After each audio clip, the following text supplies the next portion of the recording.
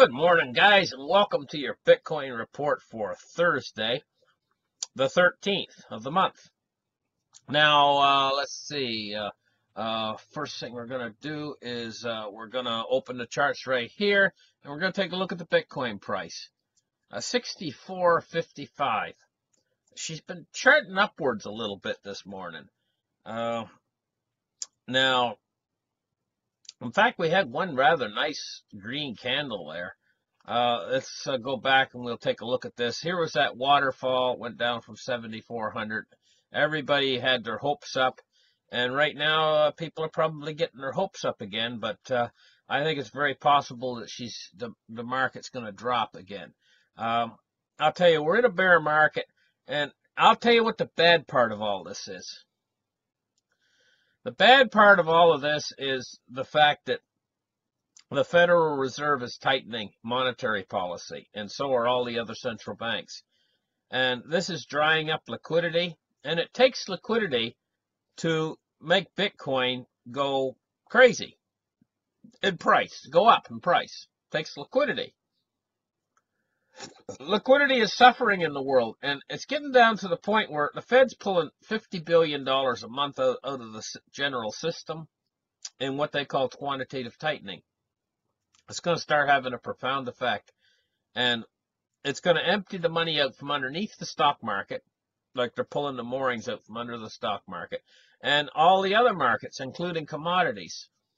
What's going to happen is I think a deflationary crisis is coming, and during this deflationary crunch, which I don't think is going to last very long, by the way, I think that Bitcoin is one of the things that could suffer greatly in price. Now, what's on the other side of this coin, now that that's said, what's on the other side of this coin is when this deflation ends and the Fed is forced, when they're forced to change their monetary policy and loosen the purse strings back up again, and they will be forced to do so, then liquidity will rush into the system. Confidence is going to be lost in the fiat currencies at that point, and all over the world. And cryptocurrencies are going to do fantastic because they're going to change from the way they are now as a speculative investment into a store of value. And in fact, they're going to be the ultimate store of value. And Bitcoin is going to be the coin that is more than likely, if something crazy doesn't happen, barring something crazy happening like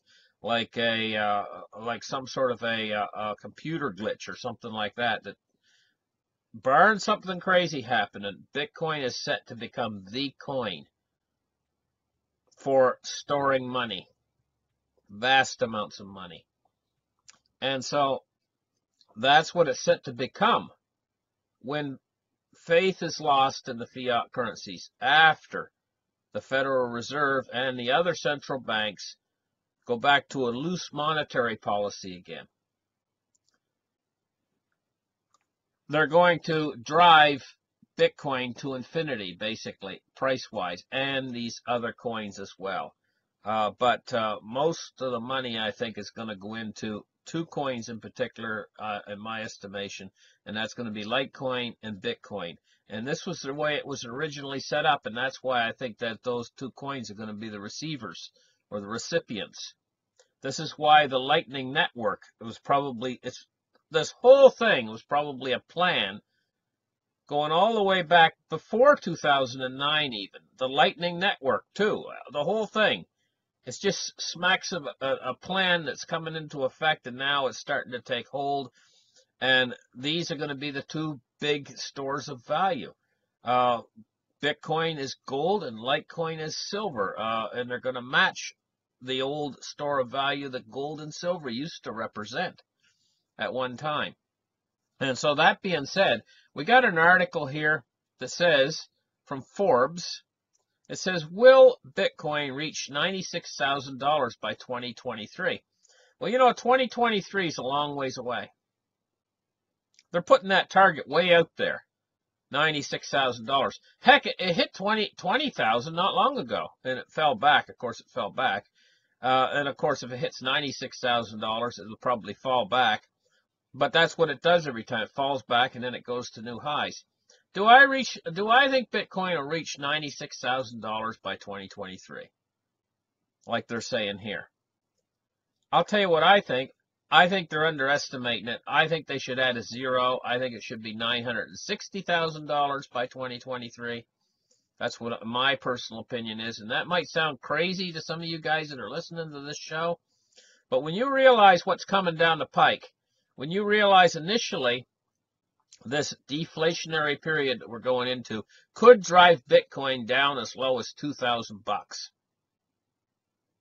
And when you realize when everything reverses then, and the Federal Reserve and all of the world's central banks then start to produce, instead of taking money out of the system, they start injecting money into the system. They're going to cause these cryptocurrencies to explode. When you realize that you could get Bitcoin somewhere probably between the price of, say, $2,000 and $7,000, somewhere in that area. It's not going to really matter so much whether you paid $7,000 or you paid $2,000 when Bitcoin is $1 million a piece. What does it matter if you paid $7,000 or you paid $2,000? But that being said, try to get them as cheap as you can. And right now, the price is $64.48. That price could drop down significantly lower than it is right now during this deflationary event. And this is going to make people rich. Quite seriously, I believe this is to be true.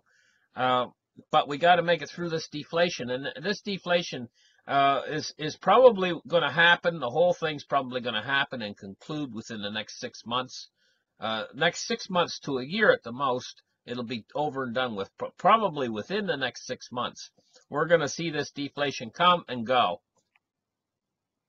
That's what we're going to see. We're going to see the deflation hit. We're going to see it last a little while. We're going to see everybody panic. And then we're going to see the Federal Reserve and all the other central banks change monetary policy. But they're already planning on doing this shift in monetary policy, this reset. They've already got it all planned. And it's what's going to destroy the fiat currencies. And this is simple, but to destroy the fiat currencies, you got to have something to replace them with. What's going to replace the fiat currencies? Well, we're looking at it right here. We're looking at it. It's set itself up into position, and the Lightning Network is growing at phenomenal speed. We're coming into a new era, money. Money's going to change from what it is now into something entirely different, something much better. There's been millions of transactions in cryptocurrencies, and the transactions don't fail. There's been more failed transactions with cash, to tell you the truth, and it's much slower and much harder to work with. I mean, going back to when Bitcoin was $60, I think was when I made my first transaction with the stuff, and I've never had a failed transaction. It's the weirdest stuff, to tell you the truth. You can take your wallet and you can make a transaction and throw that coin out there into the internet, basically, into cyberspace, right? And to a different wallet. As long as you got that wallet address correct, you know, you could turn off your computer and you could go do your thing, you know, and leave that coin floating around there in cyberspace for 6 months. And then you go and open that other wallet that you sent it to and sync that wallet up. And as that wallet's syncing up, all of a sudden that transaction will go ka-ching into the wallet you sent it to. It'll come out of cyberspace and go into your new wallet. It's just like magic. And it never ceases to amaze me how this stuff can be transferred across the internet at lightning speed. And now with the Lightning Network, it's not called the Lightning Network for nothing. It's going to enable transactions, unbelievable amount of transactions. Just Bitcoin alone, if we were to just isolate one Bitcoin alone and extend the decimal point, one Bitcoin alone could absorb all of the world's everything. All of the world's money, all of the world's value, all of everything could be absorbed into just one Bitcoin. Yet we don't just have Bitcoin. We have Bitcoin, we have Litecoin, and we have 1,000 of these other coins. All ready, all set up, and all in place to become the world's new monetary system and carry all the value of the world instantaneously over the internet. It's the perfect system for the 21st century. And I hate to break it to these guys who are into gold and silver, and they believe that it's going to become the new money. And in fact, it's going to suck up all of the value of this new system that they're creating.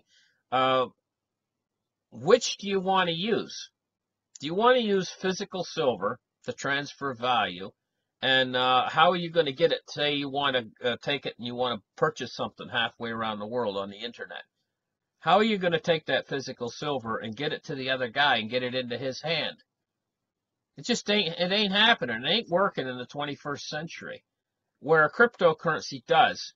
So what's going to happen in reality is the gold and the silver are going to remain a store of value, and they're also going to remain a very high price commodity, and the price is going to exceedingly go up exceedingly high on gold and silver. But at the same time, they're not going to be used as commonly used as money across the internet. Just ain't going to happen. But this stuff, cryptocurrency, is.